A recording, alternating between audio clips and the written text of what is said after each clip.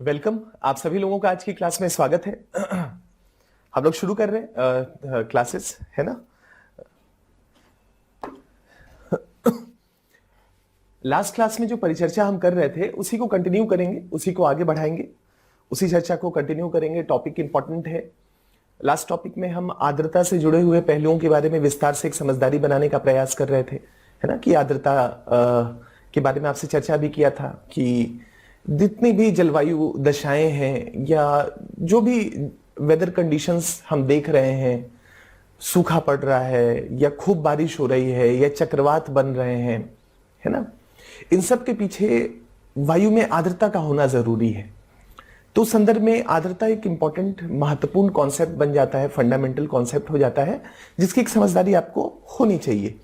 Last class में हम इसके बारे में थोड़ा सा बेसिक चीजों के बारे में समझदारी बना रहे थे, अभी उसी को कंटिन्यू करेंगे। आर्द्रता को समझने से पहले कुछ शब्दावली हमारे पास होनी चाहिए, कुछ थोड़ी बहुत शब्दावली, है ना। जैसे एब्सोल्यूट ह्यूमिडिटी क्या होता है, रिलेटिव ह्यूमिडिटी क्या होता है ना। ऐसे कुछ कॉन्सेप्ट्स हमको मालूम होने चाहिए कि निरपेक्ष आर्द्रता, सापेक्ष आर्द्रता। एब्सोल्यूट ह्यूमिडिटी का मतलब है निरपेक्ष, एब्सोल्यूट अभी देखते हैं क्या होता है। रिलेटिव ह्यूमिडिटी, जिसको सापेक्षिक आर्द्रता कहा जाता है, ये एक महत्वपूर्ण कॉन्सेप्ट है। इनफैक्ट सबसे महत्वपूर्ण कॉन्सेप्ट सापेक्षिक आर्द्रता है, जो आपको समझना है। तो उसको देखेंगे, उसको समझेंगे कि ये सापेक्षिक आर्द्रता का कॉन्सेप्ट क्या है ना। तो यहाँ पर जो आपके सामने स्लाइड है, इस स्लाइड में जो मूल बातें रखी गई हैं, इसका चर्चा मैं पहले भी आपके साथ कर चुका हूं, है ना। कि किसी निश्चित तापमान पर वायु के पास जो निश्चित आर्द्रता होती है ना, धारण करने की क्षमता होती है, उसको हम आर्द्रता का सामर्थ्य कहते हैं। कि कोई भी वायु कितना आर्द्रता रख सकती है अपने पास, है ना, कितना पानी रख सकती है। जैसे मान लीजिए, सपोज ऐसे सोचिए कि जब हम, जैसे मैं खड़ा हूं अभी, मान लीजिए कि मुझे अभी प्यास नहीं लगी हुई है, और अगर मुझे प्यास नहीं लगी है तो मैं कितना पानी पी सकता हूं, थोड़ा बहुत, जो भी एक थोड़ा बहुत प्यास होगी। लेकिन सपोज मान लीजिए कि मुझे गर्मी लगने लगी, है ना, मेरा तापमान बढ़ गया, मुझे प्यास लगने लग जाएगी, है ना। हो सकता है कि मुझे ज्यादा प्यास लगे, मतलब मैं ज्यादा पानी ग्रहण कर पाऊं। तो आर्द्रता जो सामर्थ्य होता है, ऐसे ही वायु का आर्द्रता सामर्थ्य होता है। वायु अपने पास कुछ आर्द्रता रखती है अपने पास, लेकिन जैसे ही हम उसके तापमान को बढ़ा देते हैं, वैसे ही उसके पास आर्द्रता ग्रहण करने की क्षमता बढ़ जाती है, वो ज्यादा अपने पास आर्द्रता रख सकती है। इसका मतलब होता है कि हर वायु का अपना एक सामर्थ्य होता है।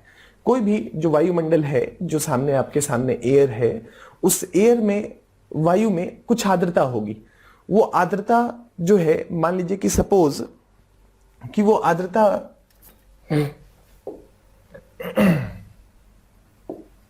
मान लीजिए कि वो सपोज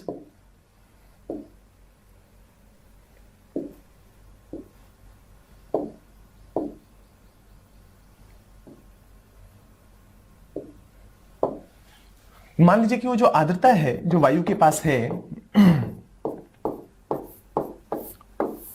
वो आर्द्रता ऐसा है कि मान लीजिए कि एक वायु है, उस वायु का मान लीजिए कि तापमान 10 डिग्री सेल्सियस है सपोज, है ना।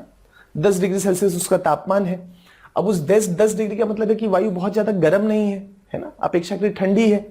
और अगर ठंडी है तो उसके पास बहुत ज्यादा आर्द्रता ग्रहण करने की क्षमता तो नहीं होगी, क्योंकि हवा ठंडी है। कोई भी ठंडी चीज होगी तो बहुत ज्यादा अपने साथ आर्द्रता को ग्रहण नहीं कर पाएगी। तो मान लीजिए कि उसके पास 100 ग्राम, है ना, उस पार्टिकुलर तापमान में वो 100 ग्राम ही आर्द्रता ग्रहण कर सकती है। वो उसका सामर्थ्य है ना, कि उस पार्टिकुलर तापमान पे वो 100 ग्राम वायु या आर्द्रता अपने साथ ग्रहण कर सकती है। हो सकता है कि उसकी क्षमता 100 ग्राम हो, लेकिन एक्चुअली में उसके पास 50 ग्राम हो। ऐसा भी तो हो सकता है, संभावना हो सकती है कि उसकी क्षमता 100 ग्राम कैरी करने की हो, लेकिन वो केवल 50 ही ग्राम अपने पास रखा है। क्यों? क्योंकि आर्द्रता नहीं है, या कह सकते हैं कि वाष्पीकरण ज्यादा नहीं हुआ है। लेकिन जैसे ही हम इसके तापमान को बढ़ाते हैं, सपोज जैसे ही वायु गर्म होना शुरू होती है ना, 10 डिग्री से मान लीजिए सपोज 30 डिग्री कर देते हैं। 30 डिग्री सेल्सियस का मतलब हो गया कि वायु गर्म हो गई है या वायु गर्म है।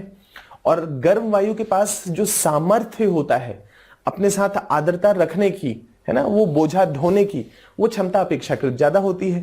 हो सकता है कि इस 30 डिग्री सेल्सियस पे वायु अपने साथ 300 ग्राम आर्द्रता रख सकती है। ये इसका सामर्थ्य है, ये इसकी कैपेसिटी है, सामर्थ्य या कैपेसिटी है कि वो 300 ग्राम तक आर्द्रता अपने साथ रख सकती है। आर्द्रता सामर्थ्य, इसका मतलब ये हुआ कि इस पृथ्वी पे जो भी आप वायु है, अलग अलग क्षेत्र पे जो भी वायु है, उन सब वायु का आर्द्रता सामर्थ्य अलग अलग होता है। और वो आर्द्रता सामर्थ्य इस बात पे निर्भर करता है कि उस वायु का तापमान कितना है ना, कि वायु का टेम्परेचर कितना है। अगर तापमान ज्यादा होगा तो उसका सामर्थ्य आर्द्रता ग्रहण करने की ज्यादा होगी, अगर उसका तापमान कम होगा तो आर्द्रता ग्रहण करने का सामर्थ्य कम होगा। तो हम ये बात कह सकते हैं कि तापमान बढ़ने के साथ साथ वायु के आर्द्रता ग्रहण करने की क्षमता या सामर्थ्य बढ़ जाता है ना। अगर यूपीएससी ये स्टेटमेंट दे कि वायु के तापमान कम होने से वायु के आर्द्रता ग्रहण करने की क्षमता या आर्द्रता सामर्थ्य बढ़ जाता है, स्टेटमेंट गलत होगा। वायु के तापमान कम होने से नहीं, वायु के तापमान बढ़ जाने से उसका सामर्थ्य भी बढ़ जाता है। इसका मतलब है कि तापमान बढ़ने के साथ साथ आर्द्रता ग्रहण करने की क्षमता भी बढ़ जाती है। क्लियर है? ये पॉइंट हमको ध्यान रखना है ना। वायु का आर्द्रता सामर्थ्य, तो यही लिखा हुआ है इसमें, है ना, कि किसी निश्चित तापमान पर कोई एक पार्टिकुलर टेम्परेचर, जैसे कि मैंने कहा 10 डिग्री सेल्सियस पे वायु की आर्द्रता ग्रहण करने की क्षमता को हम उसका आर्द्रता सामर्थ्य कहते हैं। ये 10 डिग्री सेल्सियस पे 100 ग्राम है, यही से इसी वायु को अगर हम 30 डिग्री सेल्सियस पे गर्म कर देते हैं तो इसका सामर्थ्य 300 ग्राम हो जाता है, सामर्थ्य बढ़ जाता है। इसका मतलब है कि विभिन्न तापमान पे या एक निश्चित तापमान पे हर वायु का अपना एक सामर्थ्य होता है, अपनी एक कैपेसिटी होती है जिसमें वो वायु मैक्सिमम उतनी आर्द्रता अपने साथ ग्रहण कर सकता है, रख सकता है। इसको हम आर्द्रता सामर्थ्य वायु का कहते हैं, जो कि तापमान पे निर्भर करता है। यही पॉइंट लिखा हुआ है इसके अंदर, है ना, कि तापमान एक महत्वपूर्ण फैक्टर होता है ना। अब इसमें जो हमको समझना है वो ये है कि हमने ये तो समझ लिया कि आर्द्रता सामर्थ्य होता है, या आर्द्रता सामर्थ्य जैसे एक शब्दावली को भी हम लोगों ने समझ लिया, उसको तापमान के साथ जोड़ के भी हमने समझा। अब हमको 2-3 शब्दावली देखना है। शब्दावली हमको क्या देखना है? हमको शब्दावली में ये जो आपके सामने निरपेक्ष आर्द्रता, सापेक्षिक आर्द्रता, विशिष्ट आर्द्रता, ये जो 2-3 शब्दावली है, इन 2-3 शब्दावली को हमको समझना है। कई बार प्रारंभिक परीक्षा के पॉइंट ऑफ व्यू से यूपीएससी इनको परिभाषित करते हुए आपसे 3-4 स्टेटमेंट देगा, जानना चाहेगा कि आप ये निरपेक्ष आर्द्रता समझते हैं कि नहीं, आप ये सापेक्ष आर्द्रता या विशिष्ट आर्द्रता जो कॉन्सेप्ट है उसको लेके आपकी एक समझदारी प्रभावी है या नहीं है। और मुख्य परीक्षा में तो समय समय पे इसका कॉन्सेप्ट का तो इस्तेमाल होगा ही, अभी थोड़ी देर में उसको और विस्तार से चर्चा करेंगे, लेकिन पहले इन 2-3 शब्दावली को लेके एक हम समझदारी बना लेते हैं, है ना।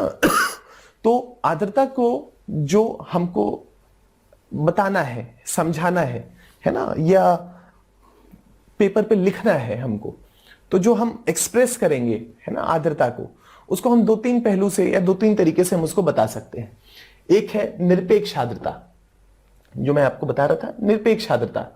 दूसरा है विशिष्ट आर्द्रता या स्पेसिफिक ह्यूमिडिटी, और दूसरा है सापेक्षिक आर्द्रता, रिलेटिव ह्यूमिडिटी, और तीसरा है स्पेसिफिक ह्यूमिडिटी या विशिष्ट आर्द्रता। इन तीनों कॉन्सेप्ट को एक एक करके देख लेते हैं, एक एक करके समझ लेते हैं, और फिर उसके एप्लीकेशन को देखेंगे। सबसे महत्वपूर्ण है ये सापेक्षिक आर्द्रता का कॉन्सेप्ट, है ना। अभी इसको थोड़ी देर में देखते हैं। पहले देख लेते हैं निरपेक्ष, है ना। निरपेक्ष का मतलब क्या होता है? अगर इसके शाब्दिक अर्थ को भी समझने का प्रयास करें, निरपेक्ष का मतलब होता है, निरपेक्ष का मतलब है किसी से प्रभावित हुए बिना, निरपेक्ष है, एब्सोल्यूट है, फर्क नहीं पड़ता है उसको, है ना, कि तापमान बढ़ रहा है कि नहीं बढ़ रहा है ना, वायु फैला कि नहीं फैला, क्या स्थिति है, कहां पर है, कुछ नहीं, एब्सोल्यूट, है ना। एब्सोल्यूट का मतलब होता है निरपेक्ष, बहुत ज्यादा चीजों से प्रभावित नहीं होना। तो यहां पर हम निरपेक्ष रूप से, यानी कि हम यहां पर आर्द्रता को वायु में देखना चाहते हैं और उसमें बहुत सारी कड़ियों को नहीं जोड़ रहे हैं, है ना, उसमें बहुत सारी कड़ियों को नहीं जोड़ रहे हैं, बस देख रहे हैं कि ये हवा का पार्सल है, इस हवा के पार्सल में इतनी आर्द्रता है, तो हमने कह दिया बस कि इसमें इतनी आर्द्रता है। निरपेक्ष आर्द्रता, है ना। निरपेक्ष, है ना।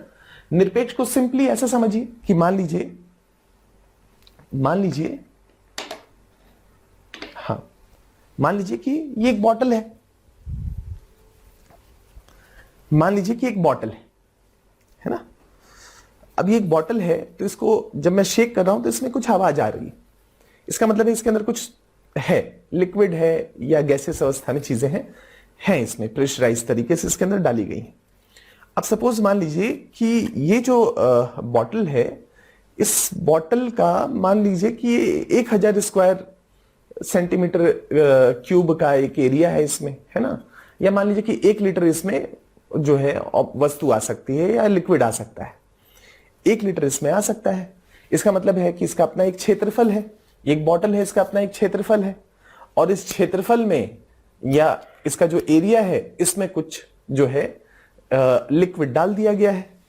अब मान लीजिए कि इसी को हम गैस के रूप में या इसी को हम आर्द्रता के रूप में समझने का प्रयास करें कि सपोज मान लीजिए कि वायुमंडल में एक एयर का पार्सल है ना, एक एयर का पार्सल है, 10 सेंटीमीटर क्यूब उसका क्षेत्रफल है, वॉल्यूम है।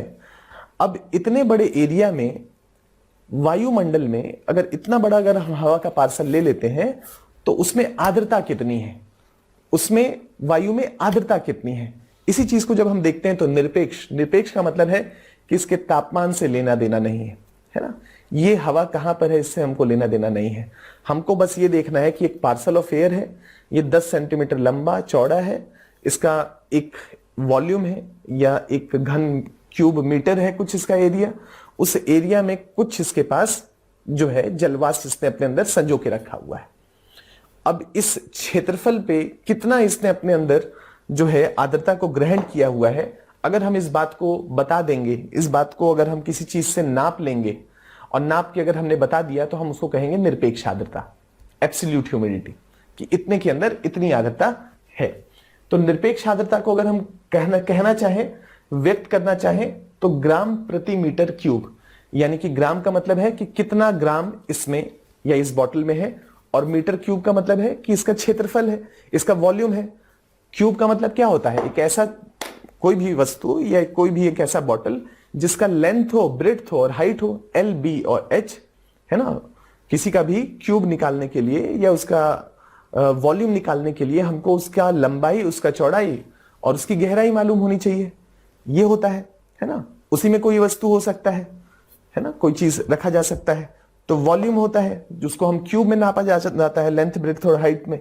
तो यहां पर हम क्या कर रहे हैं एब्सोल्यूट ह्यूमिडिटी में कि एक पार्टिकुलर क्षेत्रफल है, उस क्षेत्रफल में कितनी आर्द्रता है उसको ग्राम में हमने देख लिया कि वो जो वाटर वेपर है उसका वजन ग्राम में देख लिया और बाकी क्यूब कर लिया, सेंटीमीटर क्यूब, लेंथ, ब्रेड्थ और हाइट।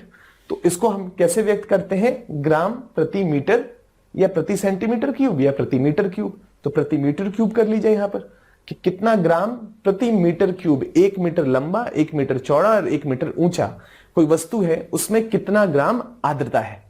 अगर हम इसको बिल्कुल ही इस तरीके से बात करेंगे या इस तरीके से अपनी बात को रखेंगे तो हम इसको कहेंगे निरपेक्ष आर्द्रता। तापमान से कोई लेना देना नहीं है ना, कि क्या तापमान है, उस तापमान में कितना आर्द्रता सामर्थ्य है, कितना आर्द्रता ग्रहण करने की क्षमता है, इन सब चीजों से हमको कुछ नहीं लेना है। हमको बस एक वॉल्यूम से लेना है और उस वॉल्यूम में कितना आर्द्रता है उसको हमने बता दिया तो हमने कह दिया कि ये निरपेक्ष आर्द्रता है। क्लियर है, बहुत सिंपल है, मुश्किल नहीं है, आसान कॉन्सेप्ट है, एब्सोल्यूट ह्यूमिडिटी। अब जरा ये सोचिए, हमको नहीं पता है कि इस वायु का तापमान कितना है, ये वायु अपने साथ कितनी आर्द्रता ग्रहण कर सकती है, ये हमको नहीं मालूम है। हम बस इतना जानते हैं कि ये एक वॉल्यूम ऑफ एयर है, एक पार्सल ऑफ एयर है, इसका ये हाइट है, लेंथ है, ब्रेड्थ है और उसमें इसने अपने अंदर इतनी आर्द्रता रखी हुई है, बस इतना ही। निरपेक्ष आर्द्रता, एब्सोल्यूट ह्यूमिडिटी। किसी इकाई आयतन की वायु में किसी समय विशेष में विद्यमान जल वाष्प की मात्रा को हम निरपेक्ष आर्द्रता के नाम से जानते हैं। क्लियर है, यहां तक तो कोई डाउट नहीं होना चाहिए। अगर कोई डाउट होगा आप लोगों का तो पूछ लीजिएगा।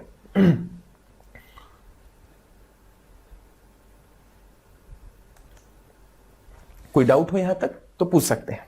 चलिए मूव करते हैं आगे। तो हमने निरपेक्ष आर्द्रता को लेकर अपनी समझदारी बना ली। निरपेक्ष आर्द्रता वायुमंडल में जल वाष्प की वास्तविक मात्रा को प्रदर्शित करती है ना, कि एक पार्टिकुलर इस आयतन में, है ना, वॉल्यूम में कितना जल वाष्प है, ये इसको बता देता है।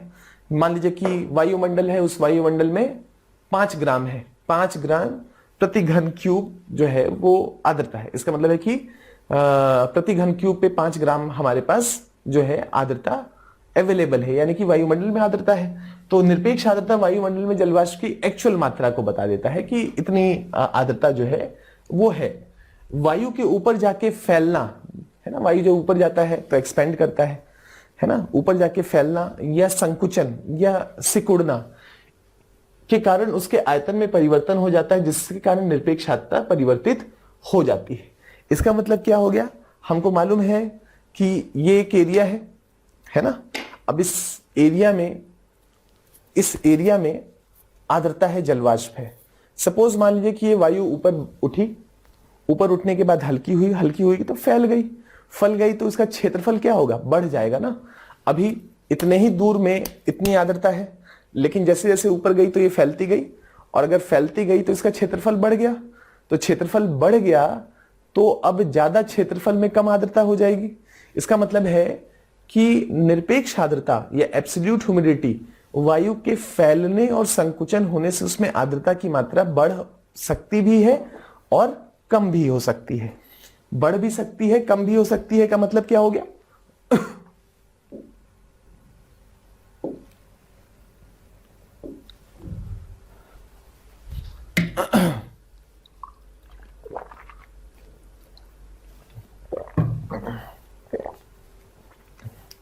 बढ़ सकती है, कम हो सकती है, का मतलब ये हो गया कि मान लीजिए कि ये पार्सल ऑफ एयर है, नीचे घनत्व तो ज्यादा है, जैसे जैसे हम ऊपर उठेंगे घनत्व तो कम होता जाता है ना। घनत्व तो कम होता जाएगा तो यही वायु अपेक्षाकृत फैल जाएगी। क्यों? क्योंकि ऊपर गुरुत्वाकर्षण बल कम है, घनत्व तो कम है, तो यही वायु फैल गई। जो वायु यहां पर कंपैक्टली नीचे पैक थी, जैसे जैसे हम ऊपर उठे तो ये फैल गई। इमेजिन करिए कि ये जो एरिया था, इतना बड़े एरिया में 5 ग्राम जो है आर्द्रता थी। यही सेम वायु है, लेकिन ये फैल चुकी है। अब यही 5 ग्राम या जो ये 5 ग्राम आर्द्रता है, अब वो इतने छोटे क्षेत्र पे ना होके इतने बड़े क्षेत्र पे है ना, उसका फैलाव हो गया है।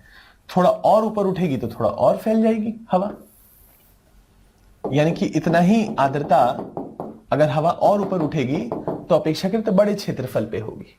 तो यहां पॉइंट यही कह रहा है, या जो बात जो रखना चाहता हूं मैं वो ये है कि हवा के संकुचन या हवा के फैलाव से भी आर्द्रता की मात्रा में घट बढ़ सकता है या उसमें बदलाव हो सकता है ना। यानी कि जो निरपेक्ष एब्सोल्यूट ह्यूमिडिटी है, निरपेक्ष आर्द्रता की बात कर रहे हैं, ये वायु जब ऊपर उठेगा, अभी इसमें इतनी आर्द्रता है सपोज, यही वायु जब ऊपर उठेगा तो फैल जाएगा, है ना। यही बॉटल और फैल जाएगा सपोज, यानी कि इस बॉटल का क्षेत्रफल बढ़ जाएगा, और क्षेत्रफल बढ़ जाएगा तो उसमें जो आर्द्रता है वो तो उतनी ही है, तो फैलाव के माध्यम से उसमें आर्द्रता कम हो जाएगा। क्यों? क्योंकि क्षेत्रफल बड़ा हो गया है, आर्द्रता तो उतनी ही थी। तो कई बार ऐसा देखा जाता है कि हवा के ऊपर उठने या नीचे बैठने की प्रक्रिया में भी आर्द्रता में बदलाव होता है, एब्सोल्यूट ह्यूमिडिटी बदल जाता है। क्यों? क्योंकि हवा ऊपर उठने से फैलती है और नीचे बैठने से उसका संकुचन होता है। संकुचन होता है तो अधिक हवा कम क्षेत्रफल पे, और फैलाव होने से उतनी ही हवा अपेक्षाकृत बड़े क्षेत्रफल पे फैलती है, जिससे कि उसका क्षेत्रफल बढ़ जाता है, या प्रति घन मीटर जो है यूनिट पे उसका ओवरऑल आर्द्रता कम हो जाता है। तो इस पॉइंट को हमको ध्यान रखना है, इसको ध्यान रखिएगा कि अगर ये स्टेटमेंट दे कि निरपेक्ष आर्द्रता हवा के फैलने, ऊपर उठने, फैलने या नीचे बैठने या संकुचन से प्रभावित नहीं होता है, ये स्टेटमेंट गलत होगा, है ना। निरपेक्ष आर्द्रता या एब्सोल्यूट ह्यूमिडिटी प्रभावित होती है हवा के फैलने या हवा के बैठने से। क्लियर है? चलिए, एक समझदारी बनी इसको लेके। अगर इसको लेके डाउट हो तो पूछ लीजिएगा। इस पॉइंट को लिखवा दिए हैं, यही पॉइंट लिखा है, निरपेक्ष आर्द्रता वायुमंडल में जल वाष्प की वास्तविक मात्रा को प्रदर्शित करती है। वायु के ऊपर जाकर फैलने, जैसे जैसे वायु ऊपर उठती है तो फैलती है, उसके पीछे का तर्क यही है कि गुरुत्वाकर्षण बल कम हो जाता है, फैलती है तथा नीचे आने पे संकुचन होता है जिससे उसके आयतन में परिवर्तन होगा, है ना। ऊपर उठेंगे तो आयतन बढ़ जाएगा, नीचे आएंगे तो आयतन कम हो जाएगा, जिसके कारण निरपेक्ष आर्द्रता परिवर्तित हो जाती है। इसका मतलब यह हुआ कि वायु के संकुचन या फैलाव होने से निरपेक्ष आर्द्रता प्रभावित होती है क्या? तो हां, होती है। इसी बात को यहां पर इस डायग्राम के माध्यम से बताने का प्रयास किए हैं कि नीचे देखिए कि मान लीजिए कि ये नीला नीला देख रहे हैं कि इतना ही, मान लीजिए कि एयर के बबल्स हैं, इतना ही एयर है, या जल वाष्प है मान लीजिए इतना ही, 1 2 3 4 5 6 7, मान लीजिए कि 7 जल वाष्प के कण हैं। अब देखिए जो 7 जल वाष्प के कण हैं, ये 7 जो जल वाष्प के कण हैं एक बहुत छोटे से क्षेत्र में संकुचित है, लेकिन जब ये हवा ऊपर उठी तो फैल गई।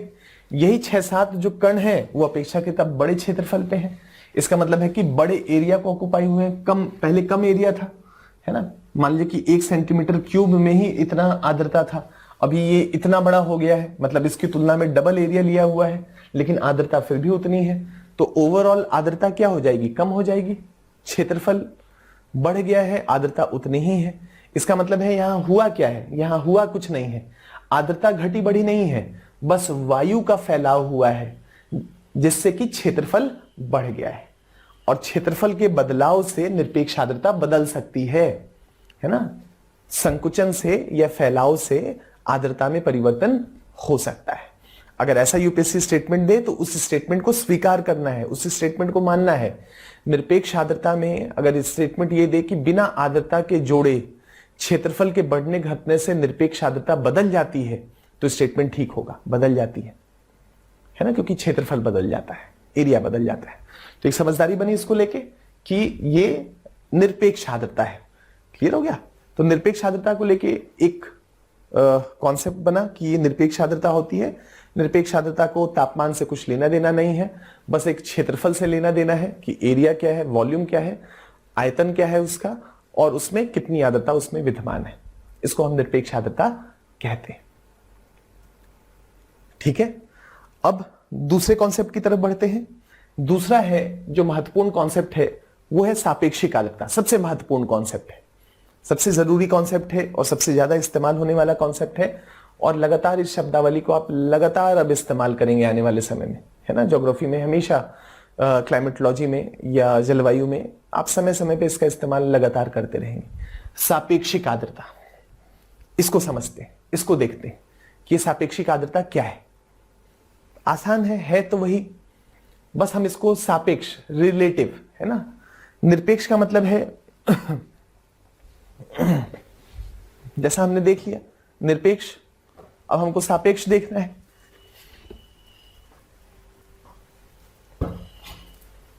अब हमको सापेक्ष देखना है।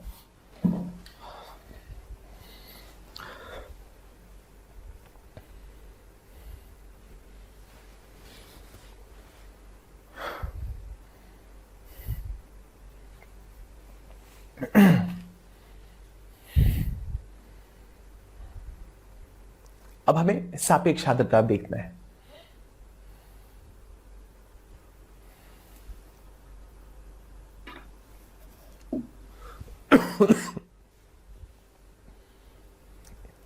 एक मिनट दीजिए जरा। सापेक्ष आर्द्रता,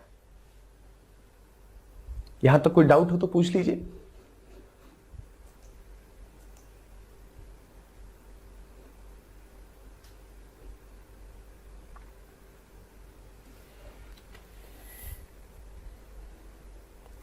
सापेक्षिक आर्द्रता, है ना, नाम से ही लग रहा है सापेक्ष। पहला था निरपेक्ष, किसी चीज से प्रभावित नहीं हो रहा है।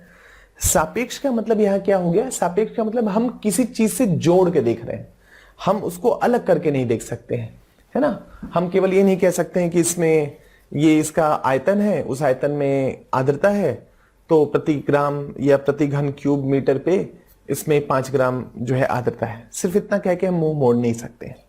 सापेक्ष हमको जोड़ना, रिलेट करना पड़ेगा। हमको उसको तापमान से भी जोड़ना हो सकता है पड़े, है ना, कि तापमान से भी जोड़ के देखना पड़े कि हर वायु का जो आर्द्रता सामर्थ्य होता है वो अलग अलग होता है ना, हर का अलग अलग होता है। तो अगर हर का अलग अलग होता है तो रिलेटिव, है ना, हमको उसी को जोड़ना है कि वो रिलेटिव है क्या, वो किससे जोड़ेंगे हम। तो हमको तापमान से ही मुख्यतः इसमें जोड़ना है।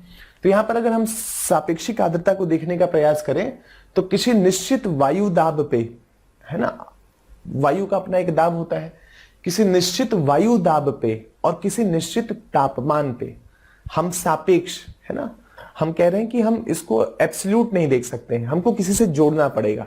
तो किससे जोड़ेंगे? तो वायु दाब से।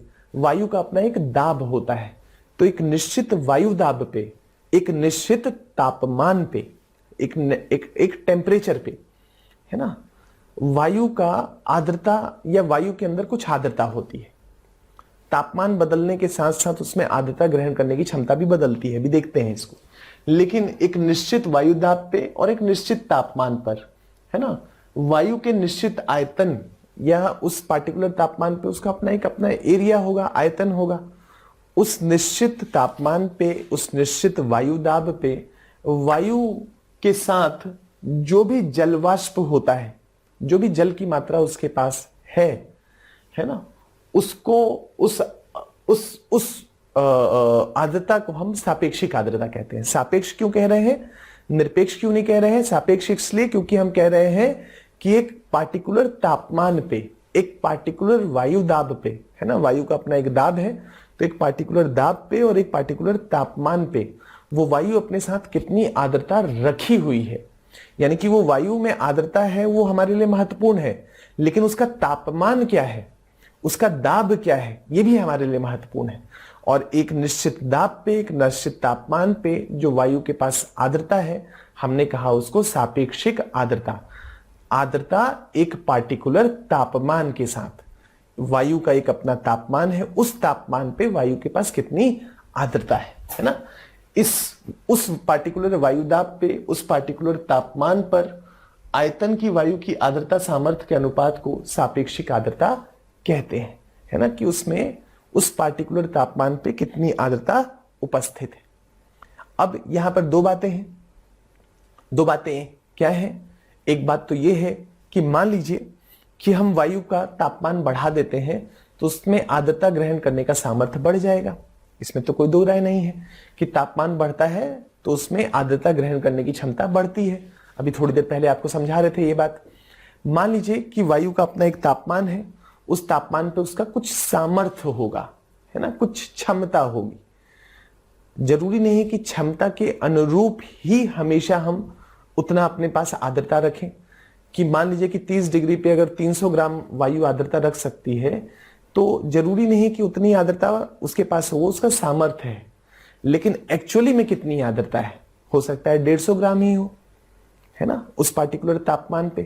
तो हमको क्या करना है, या हमको ये समझना है कि जब भी हम सापेक्षिक आर्द्रता की बात करते हैं तो हमको उस वायु के तापमान से भी लेना देना है कि उस तापमान पे कितनी आर्द्रता उस वायु के पास है। और जैसे ही हम उसको दाब और तापमान के साथ जोड़ के देखने लगते हैं तो हम उसको निरपेक्ष की जगह हम उसको सापेक्ष कहना शुरू कर देते हैं कि ये सापेक्षिक आर्द्रता है, इस पार्टिकुलर तापमान पे उस वायु के पास इतनी आर्द्रता उपस्थित है। क्लियर है? तो इसे क्या कहेंगे? इसको हम परसेंटेज में व्यक्त कर सकते हैं। कैसे परसेंटेज में व्यक्त कर सकते हैं? इसको ऐसे समझिए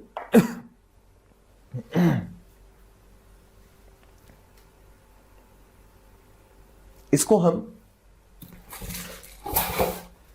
प्रतिशत में कैसे व्यक्त करते हैं, है ना। जैसे हमने उसको देखा कि ग्राम प्रति सेंटीमीटर क्यूब या ग्राम प्रति मीटर क्यूब में हमने निरपेक्ष आर्द्रता को किया, है ना, ग्राम इतना ग्राम और प्रति घन मीटर पे हमने उसको निकाला, तो हमने उसको कहा एब्सोल्यूट ह्यूमिडिटी। अब हम ऐसे ही अगर इसको निकालना चाहें तो हम कह रहे हैं कि प्रतिशत में निकालेंगे। तो प्रतिशत में कैसे, या परसेंटेज में कैसे निकालेंगे? तो परसेंटेज में निकालने का सिंपल मतलब क्या है? परसेंटेज में निकालने का सिंपल मतलब यह है कि मान लीजिए कि एक वायु है, उसका तापमान 30 डिग्री सेल्सियस है और उस 30 डिग्री सेल्सियस पे वो 300 ग्राम आर्द्रता अपने साथ रख सकती है। ये इसका सामर्थ्य हो गया, ये इसका सामर्थ्य हो गया। यानी कि 30 डिग्री सेल्सियस पे वो वायु अपने साथ 300 ग्राम आर्द्रता रख सकती है। लेकिन एक्चुअली में इस 30 डिग्री पे जो वायु के पास आर्द्रता है वो 150 ग्राम है। कितना है? 150 ग्राम है। इसका मतलब है कि सामर्थ्य तो 300 ग्राम का है, लेकिन एक्चुअली पे उस पार्टिकुलर तापमान पे जो वायु है वो अपने साथ 150 ग्राम ही आर्द्रता अपने साथ ग्रहण की हुई है। तो अगर 150 ग्राम ग्रहण की हुई है तो एक्चुअली में उसके पास तो 150 ग्राम ही है उस पार्टिकुलर तापमान पे। तो हम क्या ये कह सकते हैं कि जो 150, या इसको हम ऐसे कह सकते हैं कि जो वायु के पास अभी जो क्षमता उसकी है, उस क्षमता के कितना परसेंट पे उसके पास आर्द्रता है। तो यहां पर अगर हम कहें कि उसके पास 150 ग्राम है लेकिन उसकी क्षमता 300 ग्राम थी, है ना। 150 ग्राम है लेकिन उसकी क्षमता क्या थी, उसकी क्षमता 300 ग्राम थी। यानी कि ये 300 क्या है, सामर्थ्य है, और 150 क्या है, एक्चुअली में उसके पास है। और इससे इसको मल्टीप्लाई कर देते हैं, है ना। इससे मल्टीप्लाई कर देंगे, 150 दूना 300 और 2 को 50 से कर देंगे, यानी कि 50% निकल आएगा।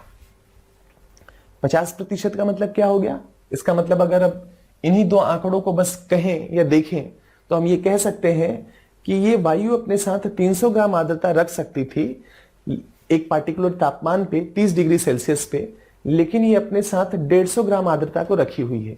यानी कि अपनी क्षमता से अगर मैं कहूं कि 300 ग्राम की जगह केवल 150 ग्राम ही आर्द्रता इसके पास है, यानी कि क्षमता से 50% ही इसके पास है।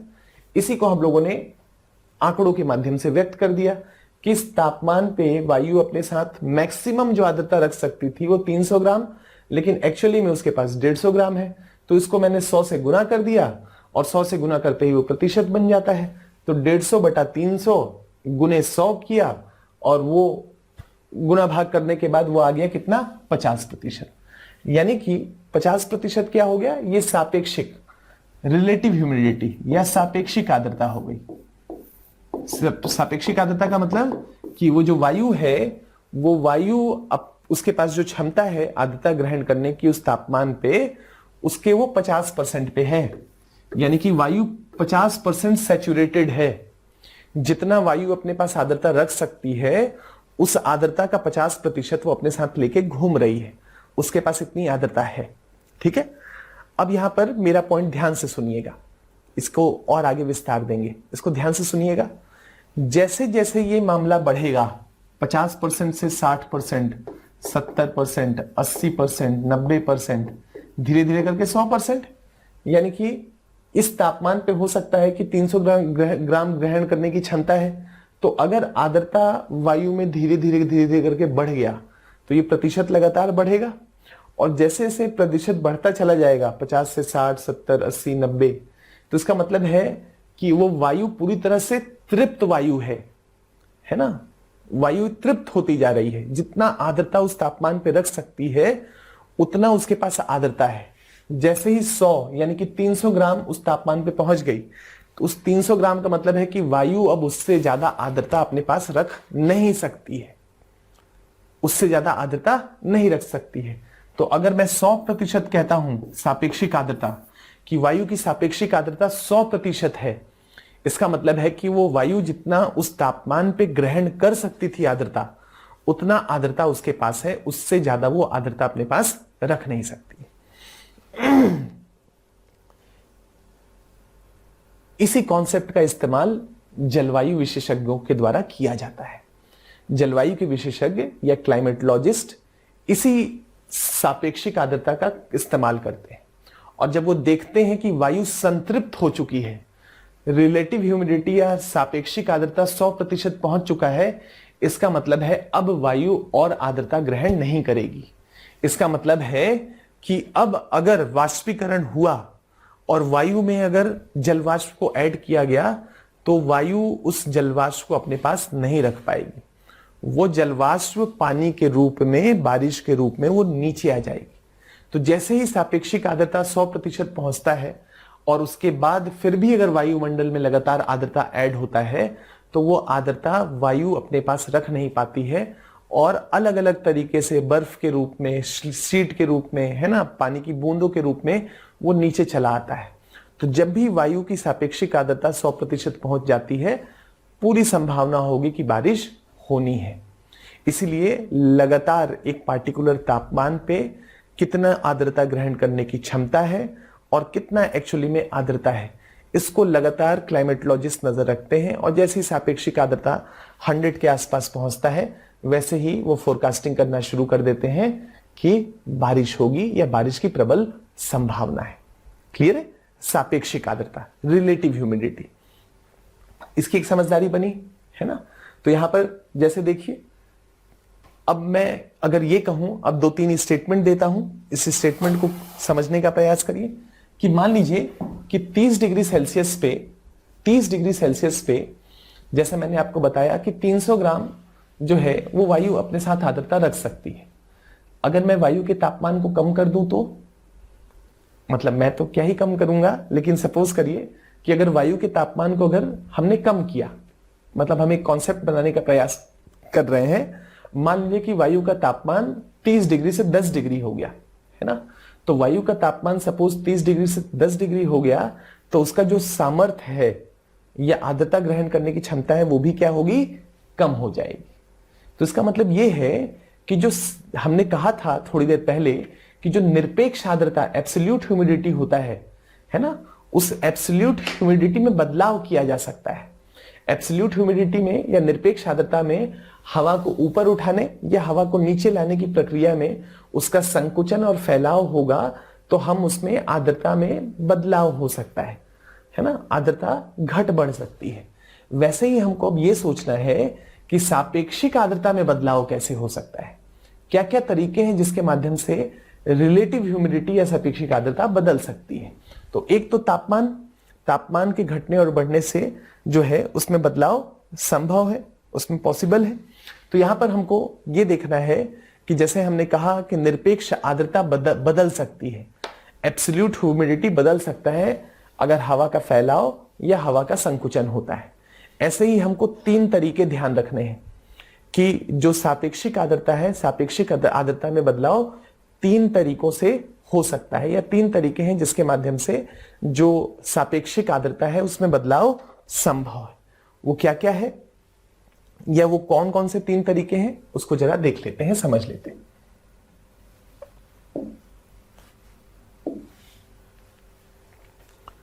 सापेक्षिक आर्द्रता की समझदारी तो बन ही गई है कि सापेक्षिक आर्द्रता क्या है। निरपेक्ष आर्द्रता, निरपेक्ष मतलब जितनी भी आर्द्रता है उसके बाद आर्द्रता का सामर्थ्य, जैसा मैंने 150, 300 और गुना 100 कर दीजिए, वो निकल आता है आपका रिलेटिव ह्यूमिडिटी या निरपेक्ष सापेक्षिक आर्द्रता। सामान्यतः आर्द्रता सामर्थ्य तापमान के समानुपाती होता है, ये तो पता ही है। आर्द्रता सामर्थ्य तापमान से जुड़ा हुआ है, तापमान बढ़ने से आर्द्रता सामर्थ्य बढ़ जाता है और तापमान कम होने से जो आर्द्रता का सामर्थ्य या क्षमता होती है आर्द्रता ग्रहण करने की वो कम हो जाती है। यहां पर उसी बात को रख दिए हैं, 10 डिग्री, 20 डिग्री और 30 डिग्री सेल्सियस है ना, अलग अलग जो है वायु का तापमान है। 10 डिग्री सेल्सियस में वायु संतृप्त है 100% है ना, क्यों? क्योंकि इस तापमान पे आर्द्रता सामर्थ्य कम होता है। 20 डिग्री पे बढ़ा दिए तो आर्द्रता उतनी ही है लेकिन सामर्थ्य वायु का बढ़ गया है, क्यों? क्योंकि वायु गर्म हो गई है और गर्म हो गई है तो ज्यादा आर्द्रता अपने साथ रख सकती है। 30 डिग्री सेल्सियस पे उसका सामर्थ्य और भी बढ़ गया है। तो इस पूरी प्रक्रिया में वायुमंडल में आर्द्रता तो उतनी ही है लेकिन तापमान बढ़ने से उसकी क्षमता बदल गई है, सामर्थ्य बढ़ गया है। और सामर्थ्य बढ़ गया है तो सापेक्षिक आर्द्रता 10 डिग्री सेल्सियस पे हो सकता है कि सापेक्षिक आर्द्रता 100% है, लेकिन 20 डिग्री सेल्सियस पे 52% रह गई है ना, क्यों? क्योंकि सामर्थ्य बढ़ गया है और आर्द्रता उतनी नहीं है। 30 डिग्री सेल्सियस पे और भी क्षमता बढ़ गई है लेकिन जलवाष्प उतना ही बना हुआ है तो सापेक्षिक आर्द्रता और भी ज्यादा कम हो गई। इसका मतलब ये हो गया कि जो सापेक्षिक आर्द्रता होती है वो तापमान से तो प्रभावित होगी ही। तापमान बढ़ेगा तो सापेक्षिक आर्द्रता या जो सामर्थ्य है वो बढ़ जाएगा, और अगर आर्द्रता ऐड नहीं हुआ तो सापेक्षिक आर्द्रता कम हो जाएगी। तापमान कम होगा तो सापेक्षिक आर्द्रता बढ़ जाएगी, तापमान बढ़ जाएगा तो सापेक्षिक आर्द्रता कम हो जाएगी। क्लियर है? एक समझदारी बनी इसको लेके। तो यहां पर हमको 3 चीजों का ध्यान रखना है कि सापेक्षिक आर्द्रता में जो बदलाव होता है वो 3 तरीकों से हो सकता है। एक तो हमको क्लियरली यहां पर नजर आ रहा है तापमान, तो हम एक बात क्या कह सकते हैं कि सापेक्षिक आर्द्रता में बदलाव कैसे संभव है? तापमान है ना। एक तापमान कि अगर हम तापमान को घटा बढ़ा दें तो सापेक्षिक आर्द्रता बदल जाएगी, तापमान को कम कर दें तो सापेक्षिक आर्द्रता बढ़ जाएगी, तापमान को बढ़ा दें तो सापेक्षिक आर्द्रता कम हो जाएगी है ना। एक तो ये हो गया। एक तो ये समझदारी हो गई, यानी कि सापेक्षिक आर्द्रता में बदलाव कैसे संभव है, तापमान को घटाने बढ़ाने से। दूसरा जरा ये सोचिए कि सापेक्षिक आर्द्रता में महत्वपूर्ण क्या है, आर्द्रता। अगर आर्द्रता की मात्रा ही घट बढ़ जाए तो, हवा में आर्द्रता ही कम हो तो, हवा में आर्द्रता ही ज्यादा हो तो इसका मतलब यह है कि हम एक बात ये भी कह सकते हैं कि अगर तापमान समान हो, है ना, या तापमान 30 डिग्री सेल्सियस ही है, लेकिन उसमें आर्द्रता कितनी है वो उस बात पर निर्भर करेगा कि वाष्पीकरण कितना हुआ है। तो यहां पर अगर तापमान समान रहे, है ना, टेम्परेचर सेम रहे, तापमान में कोई परिवर्तन ना हो, तो वायुमंडल में जो जल वाष्प की मात्रा है उसमें वृद्धि हो जाए या कम हो जाए, घट बढ़ जाएगी, वो किस बात पर निर्भर करेगा, वायुमंडल में जल वाष्प की मात्रा कितनी है। तो अगर वायुमंडल में जल वाष्प की मात्रा ज्यादा है तो उसमें वृद्धि हो जाएगी या सापेक्षिक आर्द्रता बढ़ जाएगी, और अगर तापमान वही समान है लेकिन जल वाष्प की मात्रा अपेक्षाकृत कम होगी तो सापेक्षिक आर्द्रता कम हो जाएगी। यानी कि आर्द्रता के घटने बढ़ने से भी सापेक्षिक आर्द्रता कम हो सकती है। जब वायु के तापमान में वृद्धि होती है, दूसरा ये पॉइंट मैंने ऑलरेडी एक्सप्लेन किया ही आपको कि तापमान में वृद्धि होती है, तो तापमान में वृद्धि होने से आर्द्रता सामर्थ्य बढ़ जाता है, और तापमान कम होने से आर्द्रता सामर्थ्य कम हो जाता है, मतलब क्षमता कम हो जाती है। कम तापमान में कम आर्द्रता वायु रख सकती है, ज्यादा तापमान में ज्यादा सामर्थ्य या ज्यादा आर्द्रता अपने साथ रख सकती है। तो तापमान के घटाने बढ़ाने से भी हम सापेक्षिक आर्द्रता में बदलाव कर सकते हैं। तो यहां यही पॉइंट लिखा है, जब वायु के तापमान में वृद्धि होती है तो इसका सामर्थ्य या आर्द्रता सामर्थ्य में भी वृद्धि हो जाती है, और सापेक्षिक आर्द्रता इस पूरी प्रक्रिया में क्या होगी, कम हो जाएगी। जब सामर्थ्य बढ़ जाएगा और उतनी आर्द्रता नहीं है तो अपेक्षाकृत आर्द्रता या सापेक्षिक आर्द्रता कम हो जाएगी। क्लियर है। तीसरा तरीका क्या है, यदि वायु के तापमान में कमी होती है ना, और इसकी आर्द्रता सामर्थ्य की क्षमता कम हो जाती है तो सापेक्षिक आर्द्रता बढ़ने लग जाती है। सेम पॉइंट है, अपोजिट है, बस तापमान बढ़ जाता है तो सापेक्षिक आर्द्रता कम हो जाती है, और तापमान कम हो जाता है तो सापेक्षिक आर्द्रता बढ़ जाती है। तो तीन तरीके हो गए। तीन तरीका क्या हो गया, एक तरीका आर्द्रता में बदलाव करके, है ना, जो ये पॉइंट है कि जल वाष्प की मात्रा में अगर परिवर्तन हो जाए तो सापेक्षिक आर्द्रता प्रभावित होगी। तापमान अगर बढ़ जाता है तो आर्द्रता सामर्थ्य बढ़ जाता है, और उस पूरी प्रक्रिया में सापेक्षिक आर्द्रता कम हो जाती है। तापमान कम हो जाता है तो जो सामर्थ्य है वायु का वो कम हो जाता है, और कम हो जाता है तो उसकी सापेक्षिक आर्द्रता बढ़ जाती है। ये तीन तरीके हैं जिससे सापेक्षिक आर्द्रता में बदलाव संभव है। तो तापमान और जल वाष्प दो ही चीजें हैं इसमें कुल मिला के। यहां पर एक में तापमान बढ़ रहा है, एक में तापमान कम हो रहा है, जिससे सापेक्षिक आर्द्रता घट बढ़ रहा है, और दूसरा है जल वाष्प की मात्रा, कि इसके माध्यम से भी एक ऐसी स्थिति उत्पन्न होती है। तो हम लोगों ने दो कॉन्सेप्ट समझ लिया, है ना, दो कॉन्सेप्ट को देख लिया कि सापेक्षिक आर्द्रता क्या होती है ना। तो सापेक्षिक आर्द्रता वायु के तापमान से जुड़ा हुआ एक महत्वपूर्ण कॉन्सेप्ट है।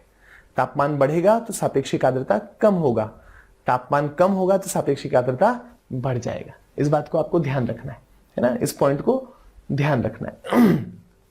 तो हम लोगों ने दो कॉन्सेप्ट देख लिया, एक निरपेक्ष आर्द्रता के कॉन्सेप्ट को समझ लिया और एक सापेक्षिक आर्द्रता के कॉन्सेप्ट को देख लिया। अब तीसरा आसान है, मतलब इसी को देख लेते हैं, सापेक्षिक आर्द्रता का क्षैतिज वितरण।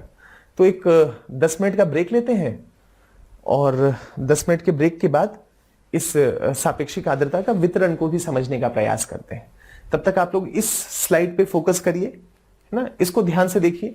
ये जो ग्राफ आपके सामने बना हुआ है इसको ध्यान से देखने का प्रयास करिए, इसको समझेंगे, इसी को समझाना है, इसी को विस्तार देना है वायु के तापमान के संदर्भ में।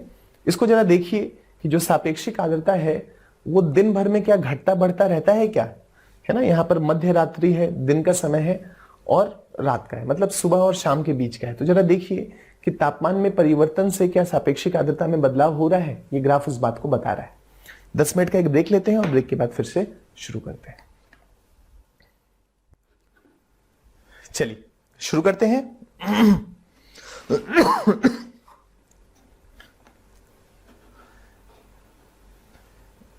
एक दो दिन तक 1.5 घंटे, 2 घंटे, 2.5 घंटे ऐसे करके क्लास करेंगे, ठीक है। धीरे धीरे थोड़ा कैपेसिटी इंक्रीज हो जाएगा तो उसके बाद फिर 3 साढ़े 3 घंटे की क्लास शुरू कर देंगे, ठीक है। चलिए अभी मैंने आपसे कहा था कि इस ग्राफ को ध्यान से देखिएगा, इस ग्राफ को ध्यान से देखिए। कई बार ग्राफ बेस्ड क्वेश्चंस भी प्रारंभिक परीक्षा के पॉइंट ऑफ व्यू से दिया जाता है। ध्यान से देखिए इसको, बहुत ही आसान है, कुछ है नहीं इसमें, बस थोड़ा सा एक समझदारी इसको बना लेते हैं, फिर ये कभी पूछा अगर क्वेश्चन तो आप करने वाली स्थिति में होंगे। देखिए ये ग्राफ क्या कह रहा है, इस ग्राफ में दो ही बातें हैं। ग्राफ का एक एक्स एक्सिस है और एक दूसरा वाई एक्सिस है। एक्स एक्सिस जो है वो समय को बता रहा है, दिन का अलग अलग समय है, सुबह का 8 बज रहा है, 10 बज रहा है, 12 बज रहा है ना। और दूसरा जो ग्राफ है या वाई एक्सिस है ऊपर वाला, वो आर्द्रता को बता रहा है या सापेक्षिक आर्द्रता को या रिलेटिव ह्यूमिडिटी को बता रहा है ना। सापेक्षिक आर्द्रता को बता रहा है, तो सापेक्षिक आर्द्रता को बता रहा है, तो सापेक्षिक आर्द्रता का कॉन्सेप्ट हमको मालूम हो गया कि आर्द्रता कितनी है, आर्द्रता सामर्थ्य कितना है, गुना 100 कर दीजिए, वो आर्द्रता सामर्थ्य, वो सापेक्षिक आर्द्रता निकल जाता है एक पार्टिकुलर तापमान पे। तो हम ये देख रहे हैं, जैसे मान लीजिए कि सपोज कि यहां पर ये सापेक्षिक आर्द्रता है, तो यहां पर ध्यान से देखिए कि जो सापेक्षिक आर्द्रता है वो बढ़ रहा है ना। सापेक्षिक आर्द्रता जो है वो बढ़ रहा है, कब बढ़ रहा है, ध्यान से देखिए, रात को 12 बज गया, सुबह के 2 बज गए, 3 बज गए, 4 बज गए, 6 बज गए, यानी कि जब ठंडा हो रहा है, यानी कि जब तापमान कम हो रहा है तो सापेक्षिक आर्द्रता बढ़ रही है। उसके बाद दिन में मध्याह्न के समय देखिए, मध्याह्न मतलब 12 बजे, 1 बजे, 2 बजे, जब तापमान सबसे ज्यादा होता है, तो हम देख रहे हैं कि सापेक्षिक आर्द्रता क्या है, कम हो जा रही है। यानी कि दिन भर में सापेक्षिक आर्द्रता में बदलाव होता है। जब तापमान कम होता है, यानी कि जब रात का समय होगा, सुबह भोर का समय होगा, जब सबसे ठंड कम होगी, जब सबसे तापमान कम होगा, है ना, तापमान अपेक्षाकृत भोर में सुबह 3 बजे 4 बजे सबसे कम होता है, तो उस समय जब तापमान कम होगा तो सापेक्षिक आर्द्रता बढ़ जाएगी, और दोपहर के समय में जब तापमान अपेक्षाकृत ज्यादा होगा तो सापेक्षिक आर्द्रता कम हो जाएगी। तो हम क्या देख रहे हैं, जब हम इस ग्राफ को देखते हैं तो तापमान कम होने से सापेक्षिक आर्द्रता बढ़ जाती है और तापमान के बढ़ जाने से सापेक्षिक आर्द्रता कम हो जाती है। इसका मतलब है कि सापेक्षिक आर्द्रता और तापमान का लेना देना है, और दिन भर में सापेक्षिक आर्द्रता में लगातार बदलाव होता रहता है। दिन के समय सापेक्षिक आर्द्रता अपेक्षाकृत क्या होगी, सापेक्षिक आर्द्रता अपेक्षाकृत कम होती है, और रात के समय या जब ठंडक होगी, तापमान कम होगा तो सापेक्षिक आर्द्रता बढ़ जाती है, बिना आर्द्रता के ऐड किए या कम किए। क्लियर है? अभी चर्चा विस्तार से थोड़ा सा उसको देखते हैं क्षेत्रीय स्तर पर। उससे पहले एक सवाल है, अजय का सवाल है। अजय ने सवाल पूछा है कि सर एब्सोल्यूट ह्यूमिडिटी का क्लाउड फॉर्मेशन पर क्या इफेक्ट रहता है। देखिए अजय, एब्सोल्यूट ह्यूमिडिटी का मतलब तो सिंपल हम लोगों ने देख लिया, समझ लिया कि क्या होता है। तो क्लाउड फॉर्मेशन तो होगा ही, जब भी आर्द्रता ऊपर जाएगी या वाष्पीकरण होगा तो क्लाउड फॉर्मेशन तो होता है, इसमें तो कोई दो राय नहीं है ना, क्लाउड फॉर्मेशन होगा। सवाल ये है कि ये जो बादल बने हैं उससे बारिश होगा कि नहीं होगा। बारिश होने के लिए क्या स्थितियां चाहिए, तो बारिश होने के लिए सापेक्षिक आर्द्रता एक महत्वपूर्ण कॉन्सेप्ट है। चर्चा करेंगे, विस्तार से चर्चा करेंगे, बहुत सारी चीजें आपको बतानी है इसके बारे में। लेकिन आपका जो सवाल है वो सवाल बिल्कुल सही दिशा में है कि क्लाउड फॉर्मेशन पे क्या इफेक्ट पड़ेगा। तो जब भी एब्सोल्यूट ह्यूमिडिटी या निरपेक्ष आर्द्रता बढ़ता है, यानी कि प्रति घन मीटर पे आर्द्रता बढ़ेगा, तो डेफिनेटली जो है उससे बादल बनने की संभावना प्रबल होगी, बादल बनेगा भी। लेकिन बादल से बारिश होगा कि नहीं होगा वो डिपेंड करेगा कि हवा कितनी ज्यादा आर्द्र है, रिलेटिव ह्यूमिडिटी या सापेक्षिक आर्द्रता उसकी कितनी है। 100% पहुंचते ही बारिश होना तय है। क्लियर है? उसकी चर्चा आगे विस्तार से करेंगे। क्लियर? चलिए मूव करते हैं आगे, इसी चीज को देखते हैं, इसी सापेक्षिक आर्द्रता को, इसका क्षैतिज वितरण देखते हैं। क्षैतिज मतलब ग्लोब पे देखते हैं, या ग्लोब पे उसको समझने का प्रयास करते हैं। ग्लोब पे समझने का प्रयास का मतलब है कि अलग अलग जगहों पे उसको देखते हैं। विषुवत रेखा पे देखते हैं, कर्क रेखा पे देखते हैं, मकर रेखा पे देखते हैं, 45-50 डिग्री के अक्षांश के आसपास देखते हैं। मतलब उसका एक क्षैतिज वितरण देखने का, समझने का प्रयास करते हैं कि ये सापेक्षिक आर्द्रता क्या है। ये जो सामने आपके ग्राफ है वो इसी बात को बता रहा है, अक्षांशीय विस्तार को दिखा रहा है। अक्षांशीय विस्तार ये 0 डिग्री है, इसका मतलब क्या हो गया, इसका मतलब है विषुवत रेखा हो गया। 0 डिग्री का मतलब क्या हो गया, विषुवत रेखा। 0 डिग्री से 90 डिग्री ध्रुवों की तरफ और इधर, यानी कि उत्तरी गोलार्ध और दक्षिणी गोलार्ध, बस इतना ही है। तो यहां पर हमने 0 डिग्री देख लिया, भूमध्य रेखा का क्षेत्र है ना। कौन सा क्षेत्र? भूमध्य रेखा का क्षेत्र। हमको मालूम है कि भूमध्य रेखा का क्षेत्र क्या है? निम्न दाब का क्षेत्र है। प्रेशर बेल्ट हम लोगों ने कर लिया है। दो तरफ से व्यापारिक पवनें आती हैं, मिलती हैं, ऊपर उठ जाती हैं, निम्न दाब का क्षेत्र विकसित हो जाता है ना। और यहाँ पर हवाएं जो हैं वो लगातार गर्म हैं, मिल रही हैं, ऊपर उठ रही हैं। ऊपर उठ रही हैं तो खूब सारी आर्द्रता अपने साथ लेके आती हैं। दोनों तरफ से गर्म हवाएं अपने साथ आर्द्रता लेके आती हैं, ऊपर उठती हैं, है ना। ऊपर उठने के बाद जो है वो बारिश की संभावनाओं को मजबूत करती है। आगे देखेंगे इसको, कन्वेक्शनल रेनफॉल कहते हैं, चर्चा करेंगे इसकी। लेकिन ये वाला जो क्षेत्र होगा वो अति आर्द्र क्षेत्र होगा विषुवत रेखा के आसपास, क्योंकि दो विपरीत दिशाओं से हवाएं आके मिल रही हैं और गर्म भी है। और गर्म है तो अपने साथ जो भी वाटर बॉडी से होते हुए बहेंगी अपने साथ वाष्पीकरण करेंगी, वाष्पीकरण करेंगी तो अपने साथ जो है जलवाष्प को साथ में लेके चलेंगी। यानी कि सापेक्षिक आर्द्रता अपेक्षाकृत ज्यादा होगा या अपने साथ आर्द्रता वो ज्यादा लेके चलेंगी। यानी कि इस क्षेत्र में जो वायु होगी उसमें आर्द्रता की मात्रा अपेक्षाकृत ज्यादा होगी। क्लियर है? अब अगर हम 20 से 30 डिग्री के बीच के क्षेत्र की बात करते हैं, या हम कर्क रेखा की बात करते हैं, या हम मकर रेखा की बात करते हैं, तो हमको मालूम है यहां पर क्या है? एंटी साइक्लोनिक कंडीशन है। हवा ऊपर से नीचे की तरफ बैठती है और इस पूरी प्रक्रिया में वो अपने साथ बहुत सारा आर्द्रता ग्रहण नहीं कर पाती है। तो कर्क रेखा और मकर रेखा के आसपास जो वायु होगी उसमें आर्द्रता ज्यादा होगी कि कम होगी? अपेक्षाकृत कम होगी। तापमान तो ज्यादा है, इसमें कोई दो राय नहीं है, तापमान तो ज्यादा है, लेकिन यहां पर हवा नीचे से ऊपर जब हवा जाती है तो अपने साथ आर्द्रता या जलवाष्प को भी लेके जाती है। लेकिन हो क्या रहा है? कर्क रेखा और मकर रेखा पे हवाएं ऊपर से नीचे की तरफ बैठती हैं और हवा ऊपर से नीचे की तरफ बैठती है तो वाष्पीकरण नहीं होता है। वाष्पीकरण होने के लिए नीचे से हवा का ऊपर की तरफ उठना जरूरी है। इस पूरी प्रक्रिया में इस कर्क रेखा और मकर रेखा के आसपास जो वायु होगी उसमें आर्द्रता की मात्रा ज्यादा होगी कि कम होगी? कम होगी, कम आर्द्रता उसके पास होगी, है ना। ऐसे ही जैसे जैसे हम थोड़ा और आगे बढ़ेंगे, है ना, 50 डिग्री 60 डिग्री, तो यहां पर भी तापमान कम होगा। तापमान कम होगा तो बहुत ज्यादा वाष्पीकरण नहीं होगा, तो हवा में बहुत ज्यादा आर्द्रता नहीं होगी। लेकिन 90 डिग्री के पास जब हम ध्रुवों में पहुंचेंगे तो अत्यधिक ठंडा होगा, वाष्पीकरण ना के बराबर होगा। तो इसका मतलब हवा क्या होगा? अपेक्षाकृत शुष्क होगा। इसका मतलब इन जनरल अगर हम इस विषुवत रेखा से ध्रुवों की तरफ बढ़ते चले जाते हैं तो वायु में जो आर्द्रता है वो अपेक्षाकृत कम होती चली जाती है। इन जनरल एक ट्रेंड है ना। उसके बीच में थोड़ा इतर या वेरिएशंस है। जैसे 0 डिग्री पे तो आर्द्रता होगी लेकिन कर्क रेखा पे नहीं होगी। कर्क रेखा में वायु अति शुष्क होगी, लेकिन 40-50 डिग्री के आसपास पहुंचेंगे तो वायु में काफी ज्यादा आर्द्रता होगी, है ना। वायु में आर्द्र हवा होगी, क्योंकि 40 डिग्री पे हमको मालूम है कि यहां से गर्म हवा और ध्रुवीय क्षेत्रों से ठंडी हवा दोनों आके मिलती है। तो गर्म और ठंडी हवा का मतलब क्या हो गया कि गर्म हवा अपने साथ कुछ आर्द्रता भी लेके चलेगी। तो हमको 40-50-60 डिग्री के आसपास के अक्षांशीय क्षेत्रों में हवा में आर्द्रता भी नजर आती है। अपेक्षाकृत आर्द्रता ज्यादा होती है, कर्क रेखा मकर रेखा की तुलना में अपेक्षाकृत ज्यादा होगी। तो यहाँ पर सापेक्षिक आर्द्रता का अगर हम क्षैतिज वितरण देखें या एक ग्लोबल डिस्ट्रीब्यूशन, वैश्विक डिस्ट्रीब्यूशन देखने का कोशिश करें अक्षांशीय आधार पे, तो हम कुछ निर्णय तक पहुंच सकते हैं। सापेक्षिक आर्द्रता में स्थानिक एवं कालिक परिवर्तन होते हैं। स्थानिक और कालिक परिवर्तन होते हैं, इसको मैंने आपको ये बताया था। स्थान और काल का मतलब है कि समय के अनुसार परिवर्तन होता रहता है।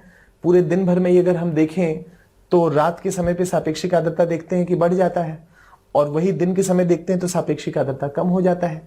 तो सापेक्षिक आर्द्रता में जो है वो दैनिक या कालिक परिवर्तन तो डेफिनेटली नजर आएगा, तापमान के साथ साथ उसमें परिवर्तन नजर आता है। तो एक अगर हम इसको कहना चाहें या इसका क्षैतिज डिस्ट्रीब्यूशन को समझने का कोशिश करें तो सापेक्षिक आर्द्रता में स्थानिक एवं कालिक परिवर्तन होते हैं। भूमध्य रेखीय प्रदेशों के पास अपेक्षाकृत सापेक्षिक आर्द्रता ज्यादा होती है ना। क्यों ज्यादा होती है ये पॉइंट मैंने आपको एक्सप्लेन किया, ये आपको बताया कि होता क्या है कि ये दो विपरीत दिशाओं से, ये 0 डिग्री है यानी कि विषुवत रेखा है जिसकी बात हो रही है, कर्क रेखा से और मकर रेखा से दोनों तरफ से हवाएं आती हैं, गर्म हवाएं हैं। उस पूरी प्रक्रिया में जब ये चलती हैं तो अपने साथ आर्द्रता ग्रहण करती हैं। आर्द्रता ग्रहण करती हैं तो ये आपस में मिलती हैं, ऊपर उठती हैं और उसके बाद वो बारिश के रूप में आती है। इसका मतलब ये है कि ये हवाएं अपने साथ खूब सारी आर्द्रता को साथ में लेके चलती हैं। तो हम अगर भूमध्य रेखा के आसपास के क्षेत्र को देखते हैं तो हमको अपेक्षाकृत आर्द्रता ज्यादा नजर आती है। तो सापेक्षिक आर्द्रता या रिलेटिव ह्यूमिडिटी जो है वो भूमध्य रेखा के पास अपेक्षाकृत ज्यादा होगी, क्योंकि हवा अपने साथ खूब सारी आर्द्रता भी लेके चल रही है। अब जैसे ही हम भूमध्य रेखा के क्षेत्र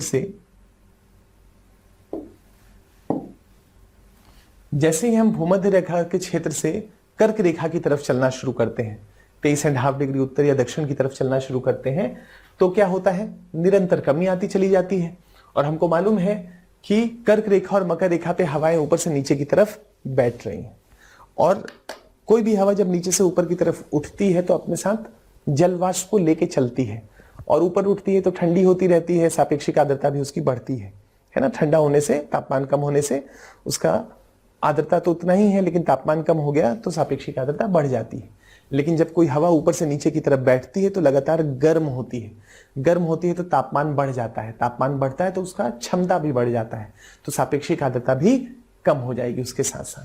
तो यहां पर यही पॉइंट लिखा है, भूमध्य रेखीय प्रदेशों में से जैसे जैसे हम उपोष्ण कटिबंधीय या कर्क रेखा की तरफ आगे बढ़ते हैं, उपोष्ण कटिबंधीय उच्च वायुदाब पेटियां यानी कि कर्क रेखा की तरफ हम बढ़ते हैं, तो सापेक्षिक आर्द्रता में निरंतर कमी होती चली जाती है ना। हवा गर्म हो जाती है, हवा ऊपर से नीचे की तरफ बैठती है, उसका सामर्थ्य बढ़ जाता है, तो ओवरऑल उसमें आर्द्रता ग्रहण करने की क्षमता बढ़ जाती है, और उसमें अगर आर्द्रता कम होगी तो सापेक्षिक आर्द्रता कम हो जाएगी। तो यहाँ पर यही पॉइंट है कि भूमध्य रेखीय प्रदेशों से उपोष्ण कटिबंधीय उच्च दाब के पेटियों की ओर सापेक्षिक आर्द्रता में निरंतर कमी होती चली जाती है। इसकी न्यूनतम मात्रा वस्तुतः कर्क और मकर रेखा पे हमको अंकित होती है, यानी कि वायु में जो अपेक्षाकृत बहुत कम आर्द्रता होती है वो हमको कर्क और मकर रेखा के आसपास अवस्थित मिलता है। और ये हम लोगों ने देखा भी है, मैंने आपके साथ कई बार ये प्रैक्टिस भी किया है कि कर्क रेखा और मकर रेखा के आसपास हम देखें तो दुनिया के शुष्क प्रदेश अवस्थित हैं, है ना। अलग अलग जगहों पे देखा, उत्तरी अमेरिका, दक्षिणी अमेरिका, अफ्रीका, एशिया, ऑस्ट्रेलिया, अलग अलग उदाहरण दिए आपको कि 23.5 डिग्री जो कर्क रेखा है उसके आसपास अगर विश्व के मैप पे देखिए तो अमेरिका में देखिए सोनारन है, मोजावे है, कैलिफोर्निया डेजर्ट है। दक्षिण में अगर हम आ जाते हैं दक्षिणी अमेरिका में तो इसी 23.5 डिग्री के आसपास अटाकामा डेजर्ट है ना, पेरू डेजर्ट है, अटाकामा बोल रहे हैं, आपको चिलियन डेजर्ट है। अगर हम अफ्रीका में आ जाते हैं तो सहारा डेजर्ट है ना, नामिब डेजर्ट है, कालाहारी डेजर्ट है। भारत में या एशिया में आ जाते हैं तो हमको अरब का डेजर्ट नजर आता है। ऑस्ट्रेलिया में चले जाते हैं तो Gibson, Simpson, great Australian desert नजर आता है। ये सब क्या है, ये सब इसी कर्क रेखा पे अवस्थित है। हवा ऊपर से नीचे की तरफ बैठ रही है, सापेक्षिक आर्द्रता कम होगी। तो जब हम इसके क्षैतिज वितरण को देखते हैं या क्षैतिज वितरण को देखने का प्रयास करते हैं तो हमको एक दो चीजें समझ में आती हैं कि विषुवत रेखा के आसपास सापेक्षिक आर्द्रता ज्यादा होती है और उससे दूर हम कर्क रेखा की तरफ बढ़ते हैं तो सापेक्षिक आर्द्रता अपेक्षाकृत कम होती है। अब जरा ये सोचिए कि अगर हम विषुवत रेखा से या इस विषुवत रेखा से हम ध्रुवों की तरफ बढ़ेंगे तो ओवरऑल क्या होगा, ओवरऑल तो तापमान कम ही होगा, और तापमान कम होगा तो वाष्पीकरण भी कम होगा। विषुवत रेखाई प्रदेशों से उच्च अक्षांशों की ओर वायु में जल वाष्प की मात्रा कम होती चली जाती है। क्यों कम होती चली जाती है, क्योंकि तापमान कम होता चला जाता है। तथापि तापमान में गिरावट के फलस्वरूप उपोष्ण कटिबंधीय उच्च वायुदाब पेटियों से उपध्रुवीय निम्न दाब वायु की पुनः सापेक्षिक आर्द्रता में वृद्धि होती है। कर्क रेखा यानी कि ये जो क्षेत्र था जिसको हम कह रहे थे आपको उपोष्ण कटिबंधीय क्षेत्र, उच्च दाब का क्षेत्र, यानी कि कर्क रेखा 23.5 डिग्री का क्षेत्र। 23.5 डिग्री से जैसे ही हम 30, 40, 45 डिग्री की तरफ बढ़ते हैं उत्तर और दक्षिण की तरफ, अक्षांशों की तरफ, वैसे वैसे क्या होता है, वैसे वैसे वहां पर अब इस 40 डिग्री 50 डिग्री के आसपास क्या हो रहा है, यहां पर दो तरफ से हवाएं आके मिल रही हैं।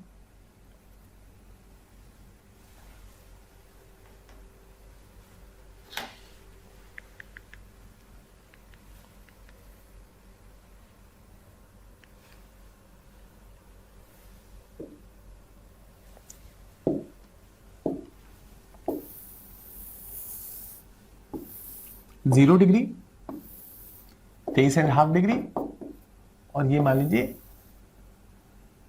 50 डिग्री मान लीजिए सपोज, है ना।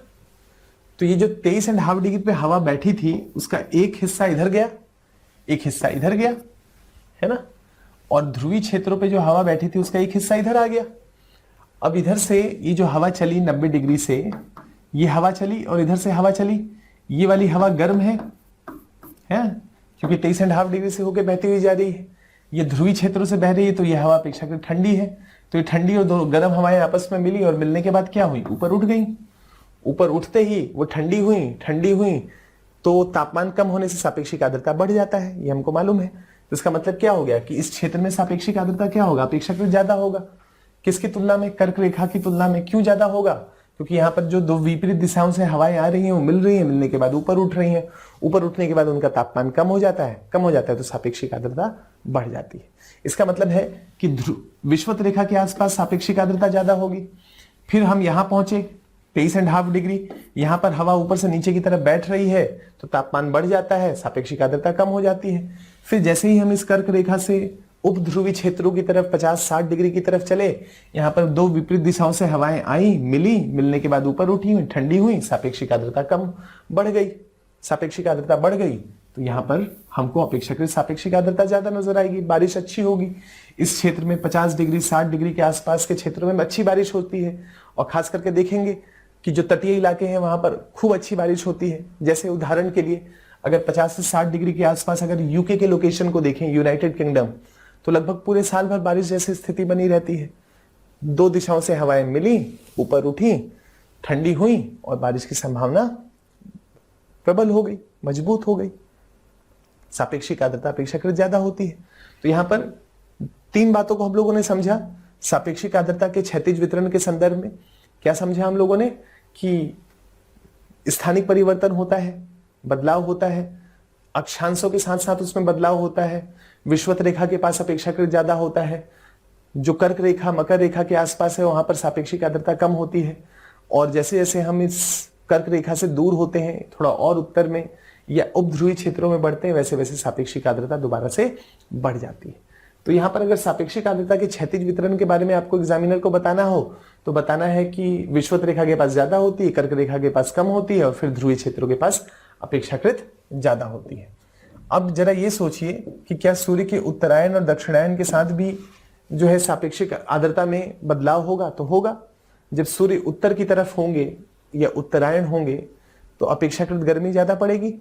गर्मी ज्यादा पड़ेगी तो उसका मतलब क्या है कि वाष्पीकरण ज्यादा होगा, तापमान ज्यादा होगा, है ना। और जैसे जैसे सूर्य दक्षिण की तरफ बढ़ेंगे वैसे वैसे उत्तर की तरफ ठंड बढ़ जाएगी। तो यहां पर यही पॉइंट है, सूर्य के उत्तरायण तथा दक्षिणायन होने के साथ साथ उच्च और निम्न सापेक्षिक आर्द्रता में भी क्रमशः उत्तर और दक्षिण की तरफ खिसकाव होता है ना। उत्तर और दक्षिण उच्च सापेक्षिक आर्द्रता है ना।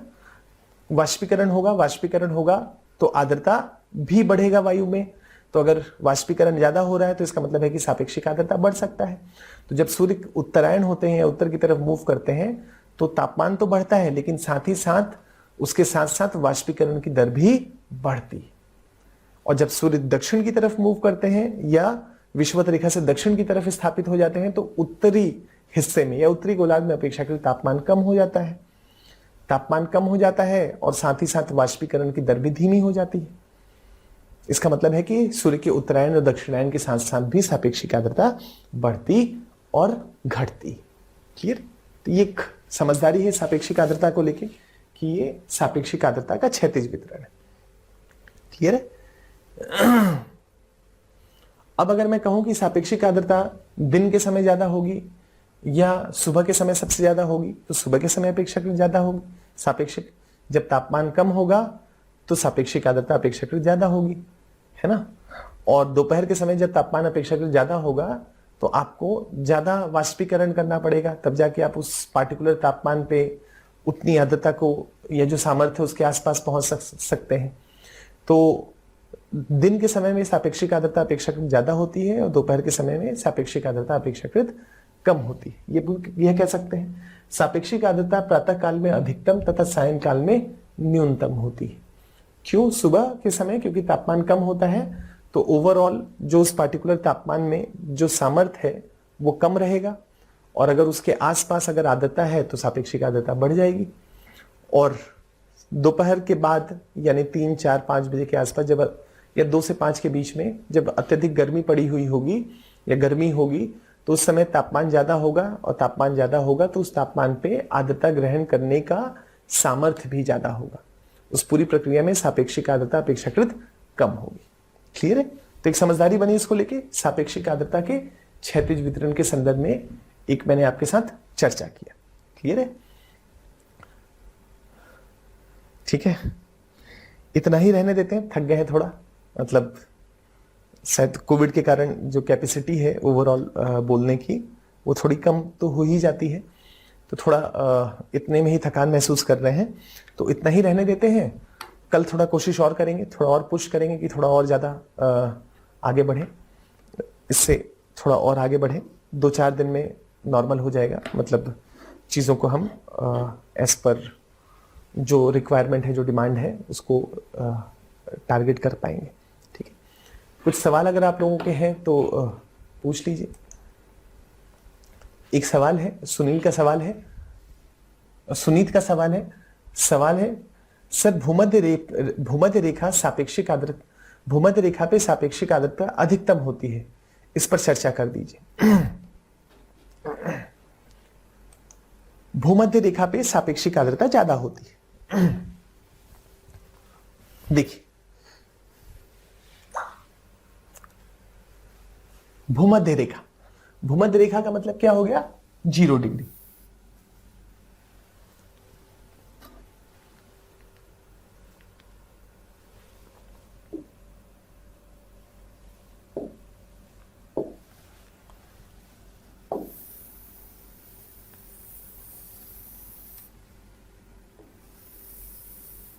देखिए, ये 0 डिग्री है, इसी को हम भूमध्य रेखा कहें या इसी को हम 0 डिग्री की रेखा कहें, एक ही मतलब है। ये भूमध्य रेखा है।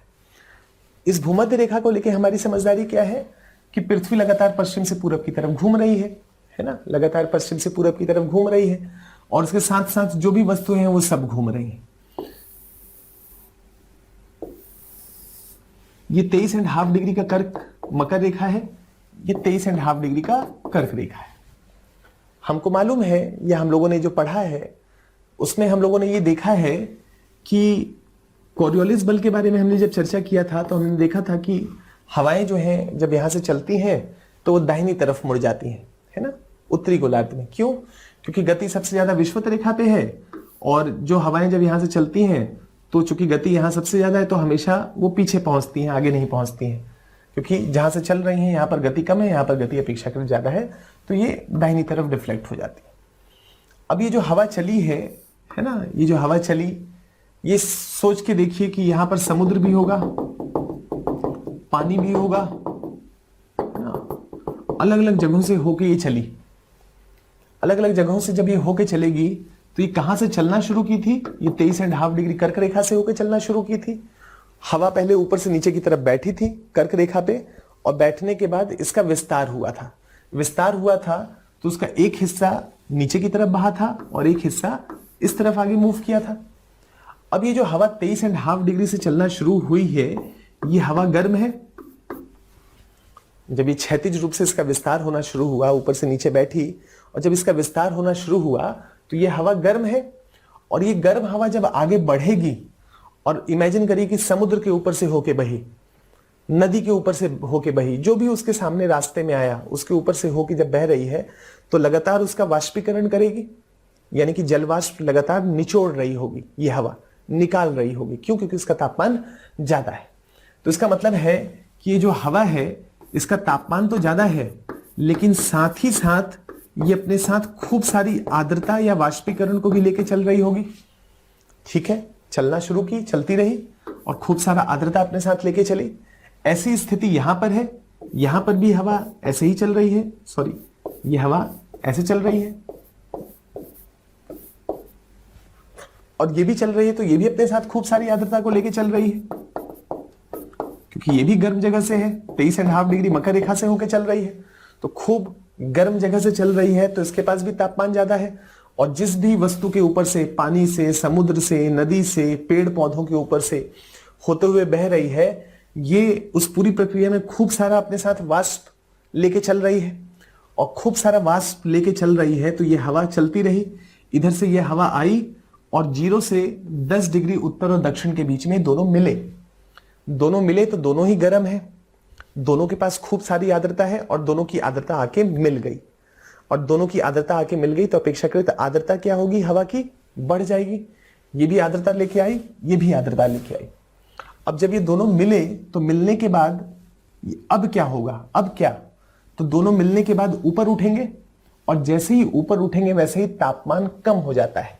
यानी कि दोनों हवाएं मिली, गर्म थी, खूब सारा अपने साथ जलवाष्प लेके चल रही थी, और उसके बाद मिलने के बाद ऊपर उठे, ऊपर उठते ही तापमान कम हो जाएगा, और तापमान कम होते ही आर्द्रता का जो सामर्थ्य है, जो आर्द्रता अपने साथ लेके हवा चल रही है, वो सामर्थ्य कम हो जाएगा। तापमान बढ़ने से क्षमता बढ़ जाएगी आर्द्रता अपने साथ लेके चलने की, तापमान कम होने से आर्द्रता की जो सामर्थ्य है, जो क्षमता है अपने साथ लेने की, वो कम हो जाएगी। इसका मतलब है कि जैसे ही इस विषुवत रेखा पे दोनों हवा मिलेगी और ऊपर उठेगी, ठंडी हो जाएगी, लेकिन आर्द्रता तो उसके पास है और तापमान उसका कम हो रहा है, तो तापमान कम होते ही हमको मालूम है कि सापेक्षिक आर्द्रता बढ़ जाएगी। तापमान कम हो रहा है और आर्द्रता अगर उसके पास उतना ही है तो सापेक्षिक आर्द्रता बढ़ जाएगी, और हवा ऊपर उठेगी, तापमान और कम हो जाएगा, लेकिन आर्द्रता तो उतनी ही बनी रहेगी। तो तापमान कम होने से उसकी सापेक्षिक आर्द्रता लगातार बढ़ती चली जाएगी, सापेक्षिक आर्द्रता लगातार बढ़ेगी। इसीलिए इस विषुवत रेखा के आसपास के क्षेत्र पे हम देखते हैं लगातार सापेक्षिक आर्द्रता ज्यादा रहती है ना। ज्यादा रहती का मतलब क्या हो गया कि यहां पर बारिश होने की संभावना सबसे ज्यादा प्रबल होती है। हर दिन, एवरी डे 2 बजे शाम से 4 बजे शाम के बीच में विषुवत रेखा के क्षेत्र पे बारिश होती है। शाम को 2 से 4 के बीच में विषुवत रेखा के क्षेत्रों में, यानी कि 0 से 10 डिग्री उत्तर दक्षिण के बीच में हर दिन विषुवत रेखा पे लगभग बारिश होती है। क्यों बारिश होती है? क्योंकि दिन भर जो हवाएं यहां पर आके मिली हैं, ऊपर उठी हैं, ऊपर उठने की प्रक्रिया में ठंडी हो रही हैं, तो जो भी जलवाष्प अपने साथ ऊपर लेके गई थी वो जलवाष्प वायु में लगातार ऐड हो रहा है, और एक ऐसी स्थिति आती है जब वो उतने से ज्यादा आर्द्रता अपने पास रख नहीं पाती है, तो 2 से 4 के बीच में विषुवत रेखा के क्षेत्रों में हर दिन लगभग बारिश की संभावना बनी रहती है और होती भी है। 2 to 4 PM के बीच में 2 to 4 रेनफॉल कहते हैं विषुवत रेखा के क्षेत्र को, कि हर दिन लगभग 2 से 4 के बीच में बारिश होती है। क्यों? क्योंकि यहाँ पर 2 विपरीत दिशाओं से गर्म हवाएं खूब सारी आर्द्रता लेके मिलती हैं, ऊपर उठती हैं और वो बारिश करती हैं। क्लियर हुआ? ठीक है। तो सुनीत, होप सो कि आप जो चाहते थे कि सापेक्षिक आर्द्रता अधिकतम क्यों होती है, इस पे चर्चा चाहते थे, तो चर्चा मैंने आपके साथ किया। क्लियर है? इतना ही रहने देते हैं आज, कल थोड़ा और बढ़ेंगे, है ना। तो कल इसी चीज को कंटिन्यू करेंगे, कोशिश करेंगे कि थोड़ा और अपने आप को पुश करें। ठीक है। कोई भी सवाल अगर यहां तक हो तो थोड़ा सा पढ़ लीजिएगा, और पढ़ के क्लास शुरू होने से पहले कल अपने सवाल रखिएगा, तो उन सवालों को लेके फिर आगे बढ़ेंगे। ठीक है। चलिए, तो कल की क्लास में मिलते हैं। All the best.